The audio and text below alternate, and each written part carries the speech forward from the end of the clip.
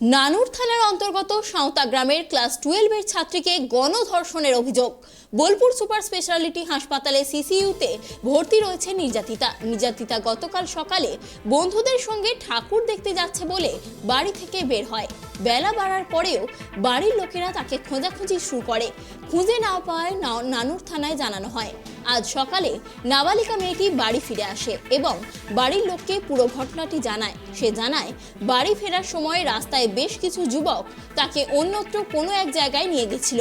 সে জায়গাটি বুঝতে পারেনি। আজ ভোরে সে দেখে কিন্নাহারের বিশ্বকর্মা পুজো উপলক্ষে যে মেলা বসেছিল সেই মেলা প্রাঙ্গণে সে পড়ে রয়েছে। সে তড়িঘড়ি উঠে বাড়ি চলে আসে। বাড়ির লোকেরা তাকে ওই অবস্থায় দেখে প্রথমে নানুর প্রাথমিক স্বাস্থ্য কেন্দ্র, পরে বোলপুর মহকুমা হাসপাতালে নিয়ে আসে। বাড়ির পক্ষ থেকে নানুর থানায় অভিযোগ জানানো হয়েছে, যদিও কে বা কারা এই ঘটনা ঘটিয়েছে তা এখনো স্পষ্ট নয়। নানুর থানার পুলিশ ইতিমধ্যেই তদন্ত শুরু করেছে।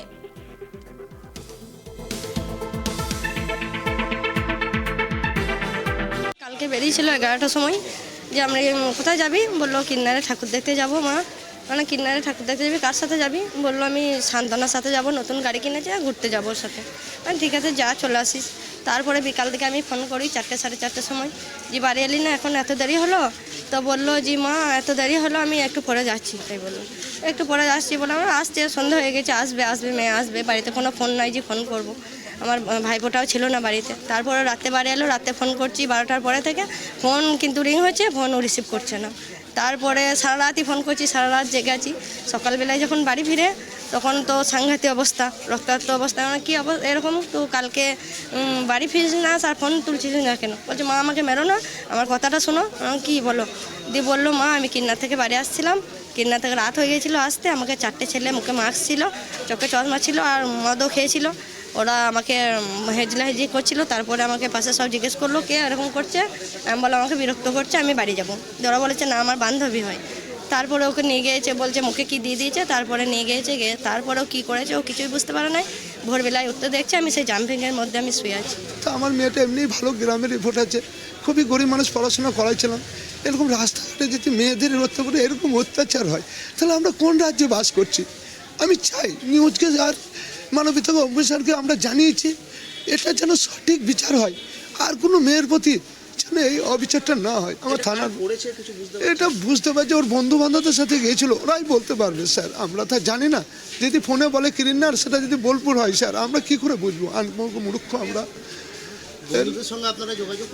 যোগাযোগ করেছিলাম, তাদের ফোন আমাদের নাম্বার, তাদের নাম্বার আমাদের ফোনে ছিল না, তো ওই ফোনটাই ছিল, ওই ফোনটা তো ওনার কাছেই ছিল। আসার পর ওই ফোনে আবার ছেলেটা ফোন করে বলছে যে আমার মায়ের কাছে ছিল। ছেলেটা রেকর্ডিংটা আমাদের মোবাইলে ওনার আছে, ফোন করেছি। ওই ছেলেটা এই মুহূর্তে স্বীকার করে যে আমার মায়ের কাছে ছিল। কিছুক্ষণ পরে বলছে আমরা দিয়ে গেলাম। ওরা একটু উল্টোপাল্টা বলছে। এটা রিপোর্টার এবং পুলিশবাবু দেখুক এটা কি ব্যাপার, সঠিক ন্যায়টা ওনারাই দেখুক। এই ঘটনার আমরা আরো বিস্তারিত জানবো আমরা আমাদের প্রতিনিধি জয়ন্ত দাসের কাছ থেকে। যেমনটা আমরা জানতে পারছি যে ক্লাস 12 এর একটি মেয়েকে গণধর্ষণের ঘটনা ঘটেছে, এই সম্বন্ধে কি বিস্তারিত তথ্য রয়েছে? তোমাকে প্রথমেই বলি, নানুর থানার অন্তর্গত সাঁওতা গ্রামের ঘটনা। ছাত্রীটি ক্লাস 12 এর ছাত্রী। সে কিন্তু গতকাল যেহেতু পুজো ছিল, বিশ্বকর্মা পুজো, সেই উপলক্ষে কিন্তু বাড়ি থেকে বেরোয় বন্ধুদের সঙ্গে, সে নাকি পুজোর ঠাকুর দেখতে যাবে। এরপরই যখন বেলা গড়ায়, যখন দুপুর হয়, দুপুরে যখন বাড়ির লোক যখন খোঁজ খবর শুরু করে, তাকে যখন যোগাযোগ করার চেষ্টা করে, তখন কিন্তু তার খোঁজ মিলছিল না। তখন তারা কিন্তু নানুর থানায় গিয়ে একটি অভিযোগ জানায়। তার সারা দিন কিন্তু তাকে যখন খোঁজাখুঁজি করা হয়, আজকে সকালবেলা দেখা যায় যে বাড়িতে সে কিন্তু নিজেই বাড়ি ফিরে আসে এবং বাড়ির লোককে সে গোটা বিষয়টি সে জানায়।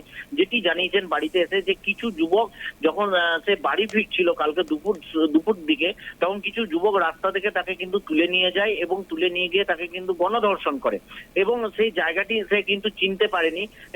পরে সকালবেলায় যখন সেখান থেকে দেখে যে তিনি অজ্ঞান হয়ে যান, অচেতন অবস্থায় ছিলেন। আজকে সকালবেলায় সে যখন দেখে যে সেটি কিন্নাহারে একটি মেলা বসেছিল এই পুজো উপলক্ষে, সেই মেলার ধারে কিন্তু সে ছিল এবং সেখান থেকে কিন্তু সকালবেলা সে বাড়ি ফিরে আসে এবং বাড়ি ফিরে বাড়ির লোককে গোটা বিষয়টি জানায়।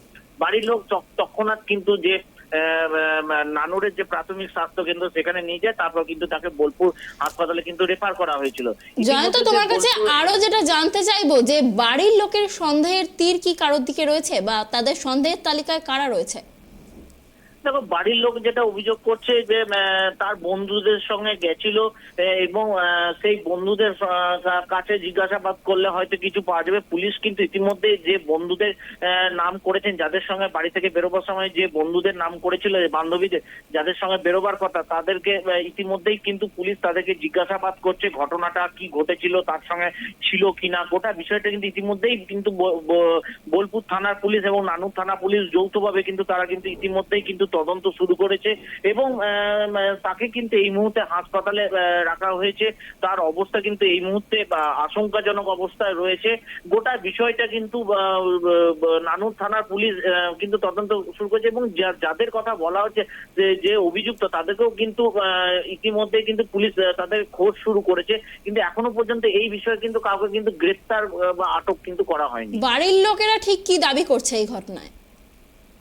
বাড়ির লোক যেটা দাবি করছে যে ঘটনাটি ঘটেছে, সেই ঘটনায় যে যারা দোষী তাদের যেন উপযুক্ত শাস্তি হয় এবং এরকম ঘটনা যেন, এই নিকাটজনক ঘটনা যেন আর না ঘটে, সেদিকেও কিন্তু বাড়ির লোক বারবার বলছে। এবং বাড়ির লোক যেটা বলছে, পুলিশ যেন সঠিকভাবে তদন্ত করে এবং অভিযুক্তদের যেন শাস্তি দাবি করছে বাড়ির লোক। ধন্যবাদ জয়ন্ত। আমরা যেমনটা জানতে পারছি যে ক্লাস 12-এর ছাত্রীকে রাস্তা থেকে তুলে নিয়ে গিয়ে কিন্তু গণধর্ষণের ঘটনা ঘটেছে। খুবই ন্যক্কারজনক একটি ঘটনা। ঘটনার তদন্তে নেমেছে নানুর থানার পুলিশ।